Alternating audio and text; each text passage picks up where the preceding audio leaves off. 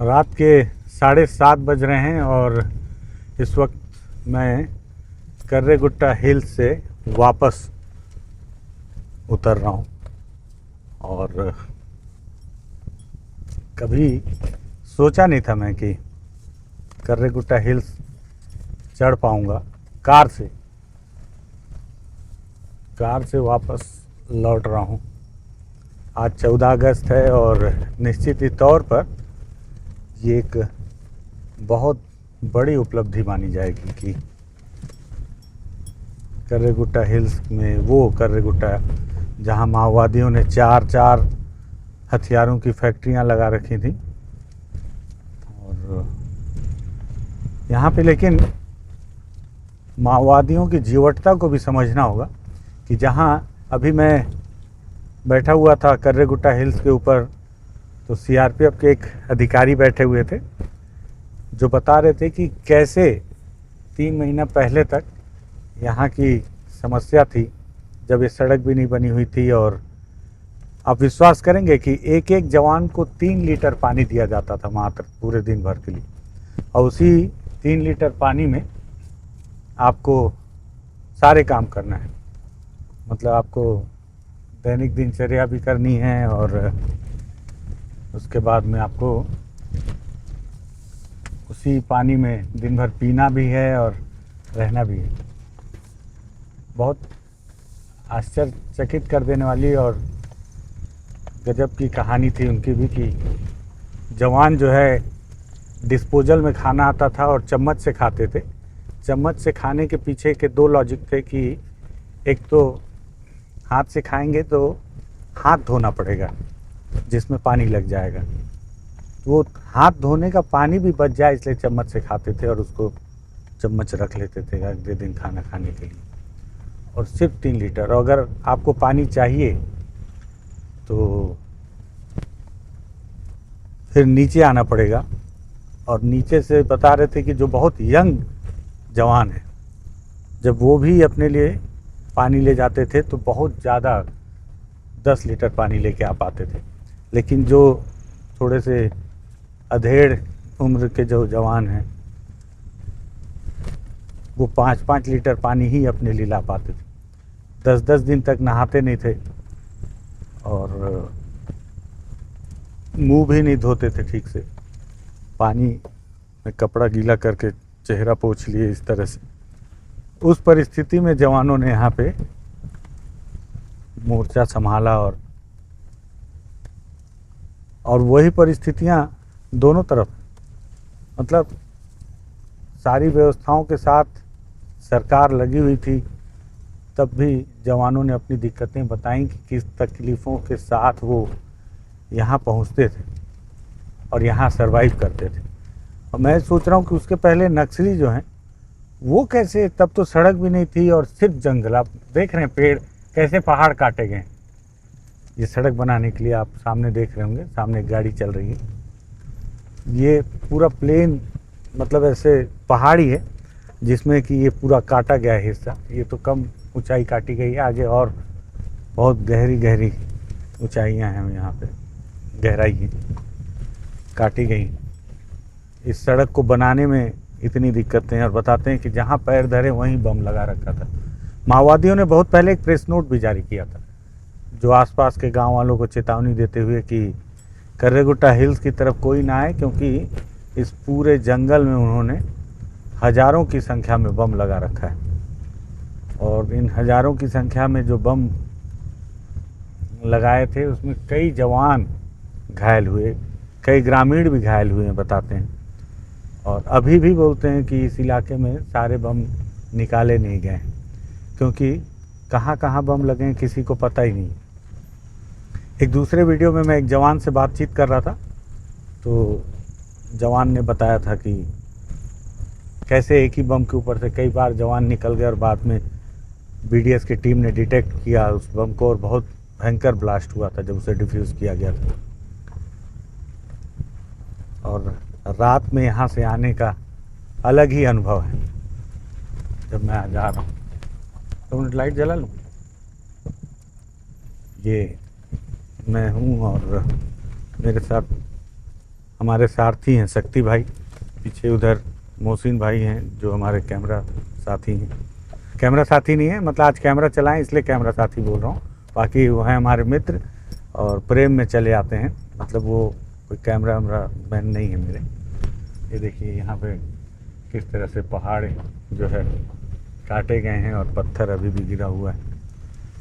मुझे लगा कि ये अनुभव भी बताने चाहिए, तो वो जो अधिकारी हैं बता रहे थे कि कितनी तकलीफ़ों के साथ, और अभी भी जो पानी आ रहा है, पानी आ गया है लेकिन वो पानी आने जो सबसे नीचे जो कैंप है ताड़पाला का, वहाँ से फिर एक एफओबी कैंप है बीच में, वहाँ तक पानी लाया जाता है एक मोटर से, फिर वहाँ से उस पानी को और आधे रास्ते तक लाया जाता है, फिर वहाँ एक पॉइंट बनाया गया है, वहाँ से दूसरे मोटर से ऊपर के कैंप जहाँ से मैं आ रहा हूँ वहाँ पानी लाया जाता है।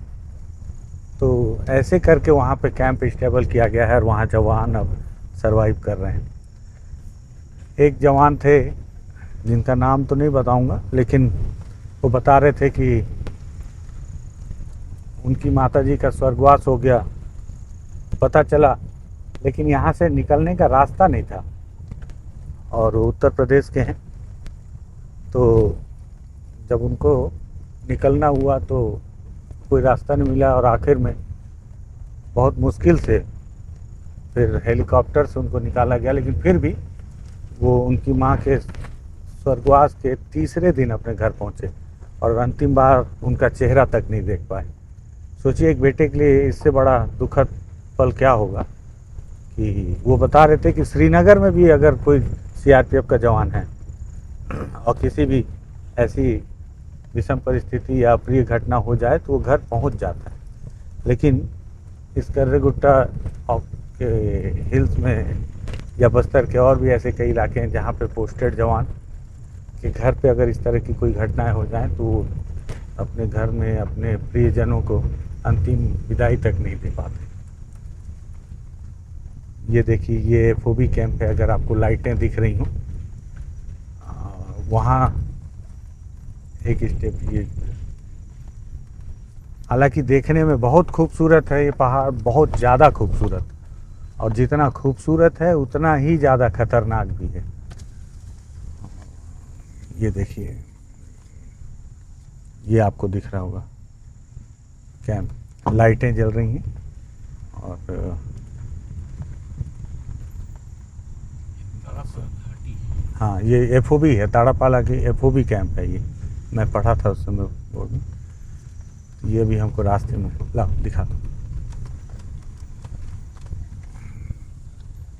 और ये रास्ता बस्तर में केसकाल घाट सबसे खूबसूरत माना जाता था।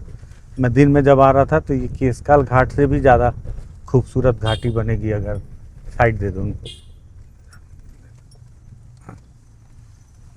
ये जवान आप देख रहे हैं अभी भी रात में वापस लौट रहे हैं, क्योंकि 14 अगस्त को जो है, मैं यहाँ किसी पार्टी की साइड नहीं ले रहा हूँ, जो भी हुआ, लेकिन एक चीज़ तो है, एक चीज़ तो मानना पड़ेगा कि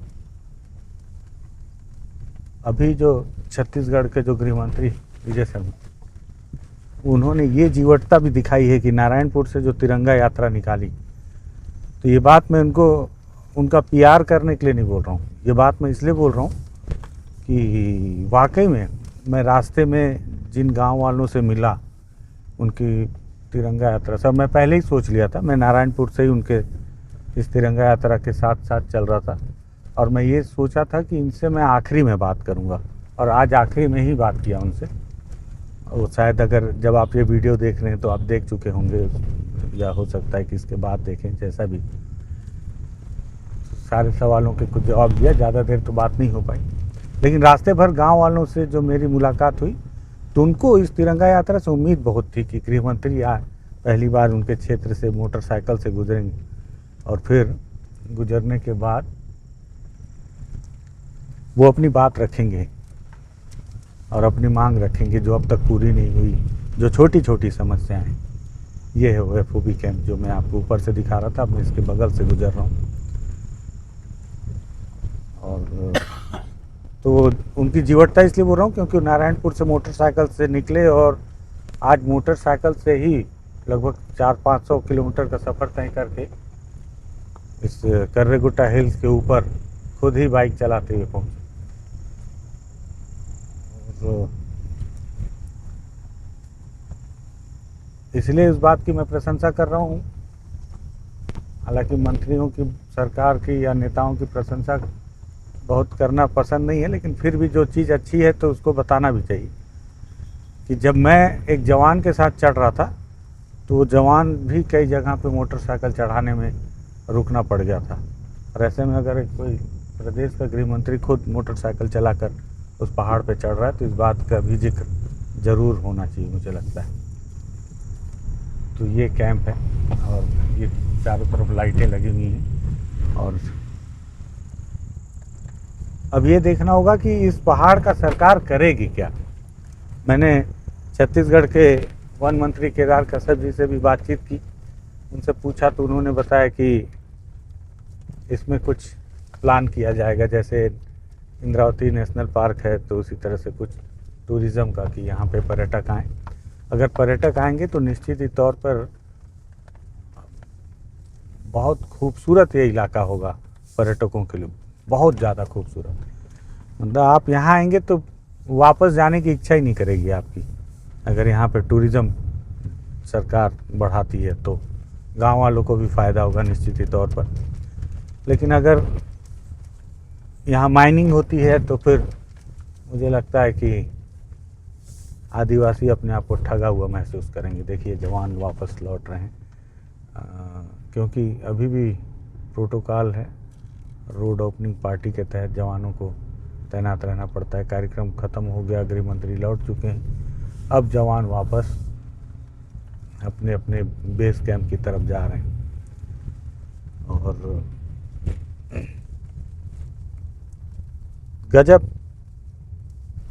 दोनों की जीवटता गजब रही है, माओवादियों की भी और जवानों की भी। मतलब आप सोचो कि इस पहाड़ पे चढ़ना, और माओवादियों ने 4-4 लेथ मशीन उस जो बगल वाली जो डोली गुट्टा पहाड़ी थी जो कैंप के बगल में, जो वहाँ मैं अभी पूछ रहा था कि वो सीआरपीएफ के अधिकारी से, तो बोले अभी भी वहाँ चढ़ पाना कोई मजाक वाली बात नहीं, हालत ख़राब हो जाएगी आपकी। अभी भी जो जवान चढ़ते हैं उनकी स्थिति ख़राब हो जाती है चढ़ते चढ़ते। और वहाँ पे बताओ 4-4 लेथ मशीन लेके चढ़ गए नक्सली। मतलब क्या एफर्ट लगाया था उन्होंने भी। मुझे लगता है कि बस्तर के आदिवासियों में इतनी ताकत है, बस ये है कि दिशा उन्होंने गलत चुन ली। नहीं तो आप उनसे कुछ भी काम करवा सकते हैं और वो हर जगह वो पीछे नहीं हटेंगे। ये आप देख रहे होंगे कि ये पहाड़ कैसे, हालांकि मैंने इसके वीडियो दिन में भी बनाए हैं, लेकिन रात में कर्रेगुट्टा हिल से उतरने का ये अनुभव है तो मुझे लगा दिन भर में जो हुआ, जो मुझे दिखा वो भी बताऊं, जो जवानों से बातचीत हुई वो भी बताऊं। जवान अपने घर से दूर इस पहाड़ी पे बैठे और निश्चित ही तौर पर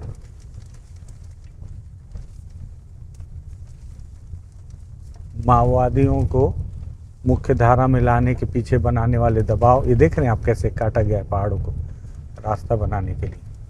आप इसी से अंदाज लगाइए। और देखिए कितनी पतली सी सड़क है और इसके दूसरी तरफ भी ठीक खाई है पूरी।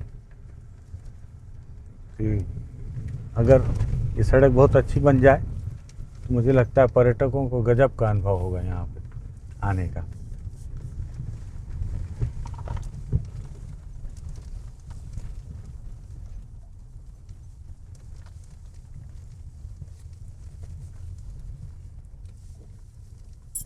खुलेगा क्या?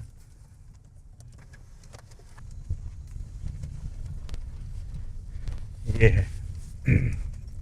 अब मोहसिन भाई ने मोर्चा संभाला है और अब वो जो है कैमरा से दिखा रहे हैं ऊपर से। हालांकि लाइट की वजह से भाईजान उधर कैंप दिख रहा है, उसको भी दिखाओ।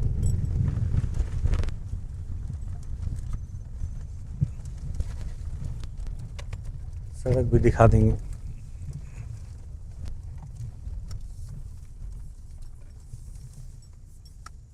गजब का अनुभव था आज। और सबसे ख़ास बात ये है कि दिल्ली में बैठे लोग जो हैं, अभी मैं दिल्ली गया हुआ था तो मैंने देखा कि जो लोग दिल्ली में बैठे हैं वो पता नहीं बस्तर को क्या सोचते हैं या बस्तर के आदिवासियों को क्या सोचते हैं। सरकार गलत कर रही है, सही कर रही है, इस पे भी अलग बहस है, लेकिन उनको लगता है कि बस्तर के आदिवासी जो हैं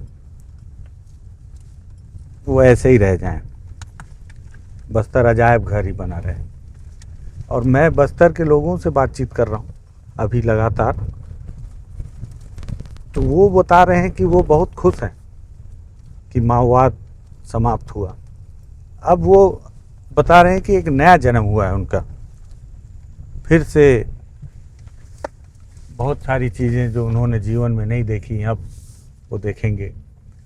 बस्तर के लोग दो पार्टों के बीच पिस रहे थे, जिसमें एक तो ये था कि जो लोग सड़क के आसपास रहते थे वो माओवादियों के टारगेट में रहते थे, क्योंकि माओवादियों को लगता था कि ये फोर्स से मिले हुए हैं। जो लोग जंगलों में रहते थे या सड़क से दूर रहते थे वो पुलिस के टारगेट में रहते थे, पुलिस को लगता था माओवादियों से मिले हुए हैं। और बेचारे किसी से नहीं भी मिले हैं तो भी टारगेट में। और अगर मुझे लगता है कि अगर उनको इन सारी चीज़ों से आज़ादी मिली है तो इस बात को लेकर हर किसी को खुश होना चाहिए और इस पर काम होना चाहिए कि अब जो है, क्योंकि सरकार है, लोकतंत्र अगर है देश में और आप मानते हैं कि हमारे देश में संविधान और लोकतंत्र है, तो आपको लोकतांत्रिक तरीके से उनके लिए लड़ना चाहिए कि इनको सारी व्यवस्थाएं मिले, बस्तर के आदिवासियों को सारी सुविधाएं मिलें। ये भी मेट्रो सिटी में रहने वाले टाई कोट पैंट वालों के साथ कंधे से कंधा मिलाकर चलें, अपनी संस्कृति को बचाकर, अपने जंगल को बचाकर। लेकिन जंगल और संस्कृति बचाते बचाते ये स्थिति ना हो कि बस्तर की एक गर्भवती महिला समय पर अस्पताल ना पहुंच पाए इसलिए दम तोड़ दे। तो इन सारी चीज़ों से भी उनको मुक्ति मिलनी चाहिए मुझे लगता है। तो ये आपसे बात करते करते इन सारी चीज़ों को और ये तिरंगा यात्रा के बाद कर्रेगुट्टा हिल से वापस आते हुए मुझे लगा कि रात में भी उस अनुभव को आपसे साझा करूं और जो मेरे मन में या जहन में जो बातें समझ में आ रही हैं वो अपने मन की बात, आजकल हर कोई अपने मन की बात रखता है, तो मैं भी अपने मन की बात रख दूं। अब हम उस पहाड़ी से लौट आए हैं जो पहाड़ी हम केवल गूगल मैप से देखा करते थे, वहाँ से चढ़ के।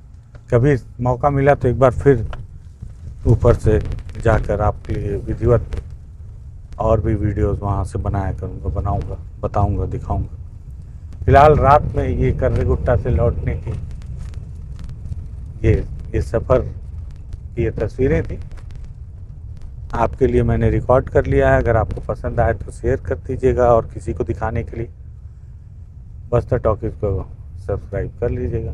धन्यवाद।